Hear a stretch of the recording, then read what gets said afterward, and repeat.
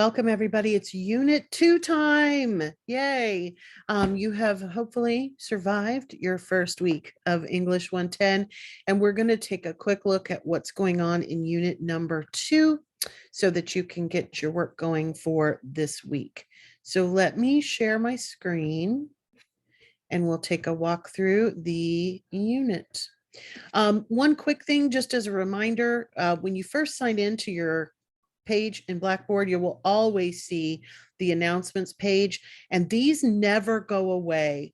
So if you ever need to come back to one of the previous videos, I really recommend you keep an eye on the announcements page. There's also, of course, always new things rolling in, so make sure that you're taking a look at those. You do get a notice when a new one is posted in your student email, but just to be on the safe side, just a reminder that that is the case. All right, so let's go ahead and take a look at unit number 2.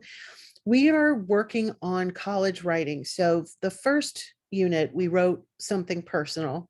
From here on out, we are writing things that are more academic in nature. So one of the building blocks, of course, to any piece of good college writing is knowing how to build an essay and how to find reliable sources. Most of the writing that you do for college is going to involve research, and most of the research that you do for college should be focused on things that you access using the post-university library or other real published academic sources. The internet is a beautiful place. I use resources on the internet every day to find out information, but when I am writing for academic purposes, I really want to make sure that I'm using things that are 100% reliable. So throughout this course, we are going to be working towards your big assignment, which is the argument essay. So each of the units, starting with unit 2, is really going to build on the previous unit, and eventually we're going to get to the essay.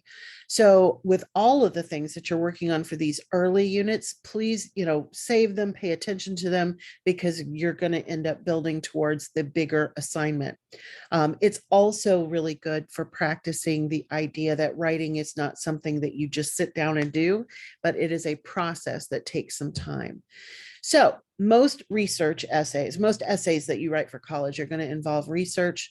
And so that's what we're focused on here in Unit 2. So you're going to be learning about the library, how to find sources, how to distinguish between a reliable and an unreliable source. We're also going to be starting the process of citing our sources. So demonstrating an ability to use direct quotes, having the nice little in-text citation that shows where you're using a piece of research. And of course, we're going to be building those references pages that you have seen if you've looked at the template, because of course the template is a full APA template and has that APA references page that you will start using this week and pretty much for the rest of time. So you're, of course, going to have your readings and resources. And then we have, just like last week, you'll have 2 assignments. One is a discussion board.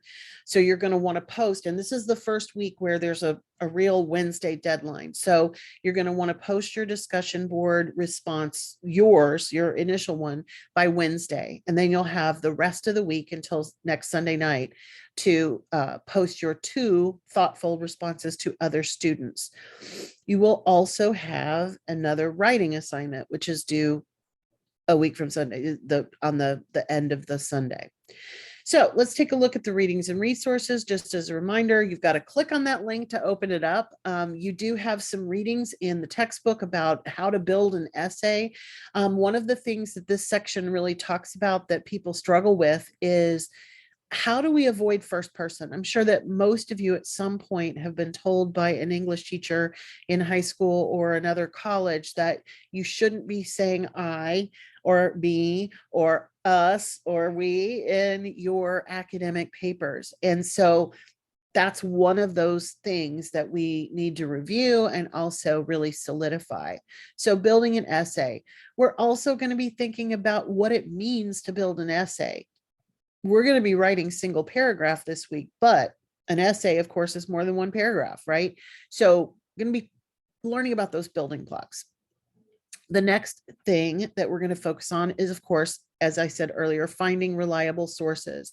And there's some really, really good information in your textbook. There's also a tutorial below. And then we're going to transition into, once you find that reliable information, how do you cite it? And honestly, that is the hardest part, because it does not come naturally, especially the little in-text citations. Most people, if they're using research, know they have to have a bibliography. There's got to be a page at the end that has a list of the sources that you use. But whenever we use a direct quotation or even put something in our own words, if we got that information from a resource, then we have to cite it with both those things. We have to have it on the works cited or the reference page or the bibliography, but we also have to have in-text citations that show where it is being used. So you've got some learning to do there and a little activity that will help you with that. And then finally, you're going to be being introduced to the library. And so this is a nice short video, under 5 minutes. Take a look at it. It's going to help you navigate the library when the time comes. So those are your readings and resources, and then you will be ready to tackle the 2 assignments. First, of course, is the discussion board. Again, you want to post your own by Wednesday. I didn't mean to click that. You want to post your own link or your own response by Wednesday. And your initial post should answer the 2 questions that are listed here. What do you think the biggest difference between an unreliable source and a reliable source is? I'm sorry, I missed that word. And the second question is, why do you think a reliable scholarly source is always stressed in academic writing? So just as a reminder, don't try to do this until you've read your readings and resources. Okay. I think a lot of people kind of, because this is right on this page, a lot of people try to tackle it right away, but always make sure that you are doing the readings and resources before you tackle your written assignments. And then, of course, once you've posted your own, you will be responding to at least 2 additional classmates. And of course, in your peer responses, provide an interesting, unreliable source for your classmates to consider. That's kind of a fun one. Remember that the source should still be appropriate for discussion in the classroom, and see who can find the most interesting, unreliable source. I think that's a fun one. So the dates, of course, are there, the reminders of when those things need to be posted. And of course, you can also always review the rubrics. This is helpful because it's going to help you understand why you get the grade you get, not only after you get the grade, but even beforehand. So for example, if I'm planning my week and I'm looking at how, what I want to do, I can see here that under number of replies, if I only submit 1, I'm not going to get the full points. If I don't supply any, I'm not going to get the points. So the rubric can help you plan as well as, understand your grade once you have it. Oops. The only thing I don't like about the Zoom window is that it covers things up that I need to click on. All right, so then we have our writing assignment for this week. And just like last week, you only have to write a single paragraph. However, this paragraph is going to have research involved in it. You don't have to find the source is supplied for you, but you're going to use that source to write your paragraph. So let's take a look at the complete instructions and grading rubric. So there is an article about voting by mail. And in fact, this little thing here is your in-text, or not your in-text, sorry, my brain's dead today. It is what's going to go on the references page. So that you can copy and paste. There's another version of it further down. Here it is again without the bullet, which is even better. So you can copy and paste that onto your Word document on the references page, and it's ready to go for you. Sometimes I will say when you copy and paste, sometimes these italics will go away. So make sure you put those back in if they do. All right, so let's take a look at what you are doing. You are going to create 1 paragraph that answers the following question: why or why not should American citizens be allowed to vote by mail? And you can take either position, doesn't matter. The article above provides an overview of the issue of Americans voting by mail. After reading the above article, you will write one paragraph that asserts your objective and clear position in answering the question. So you do need to take a stand one way or the other. Your writing, reminder, should be done in third person. So you're not using me. I think this, I think that. We know it's what you think because it's your paragraph. Most academic writing is done in third person rather than first or second because it is objective. So the key to this assignment is to make sure that the 7 to 9 sentence paragraph you write only has one topic. So one reason why you think Americans should or should not be able to vote by mail. Your answer to the above question should explain that reason in your paragraph with one direct quotation from the article. When you quote, always attach your quotation to kind of an introductory phrase. I always like to use the author's name, but you could also use the name of the article. According to the article, Vote by Mail Overview, you can use whatever you want to introduce it. If I were going to use the author's name, I would look at the article and make sure I had both first and last name when I introduce the quote.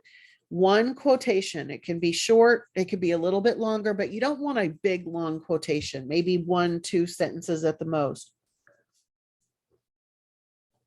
And with that quotation, you have to have an in-text citation and the reference on the references page. So review the citing information or citing evidence interactive in this unit for information on how to include a direct quote in your work. Your evidence should go in the middle of the paragraph so that you can completely introduce it and explain how it supports your topic. So don't leave it at the very end. Don't put it at the very beginning. Put it somewhere in the middle. And then, of course, you have step-by-step instructions. So I'm not going to read those to you. You guys can read that. This is part of your assignment, is to really pay attention to this. You will, as you did last week, you will be submitting an actual document, not typing in a box. These you have to cite, you have to turn in as a document. So you can use the template. It's always there in Unit 1. Hopefully you've by now saved it on your computer as well, so you don't have to go digging for it. It'll have a title page. The paragraph probably won't take up more than 1 page, and it'll have a references page. So it might be a 3-page document. If your paragraph gets a little long and goes over 1 page, that's fine. Then it would be a 4-page document. But it will have the title page, the paragraph itself, and then the references page. So you've got all the instructions there, the reminders, and then of course this again is the reference that you need. So you don't have to go out and find an article. You don't have to do anything other than use this article, and you can access it by just clicking on the thing. Now it will make you sign in because it is in the post library, but then you can pull it up directly there. All right, so those are your 2 assignments for this week. As always, I will encourage you, if you run into any problems or need me for anything, please let me know. I can't help if I don't know what's happening. So if you have questions, please reach out. Don't forget also about the Ask the Instructor discussion board. I've had a few people in at least one of the sections who've posted on there.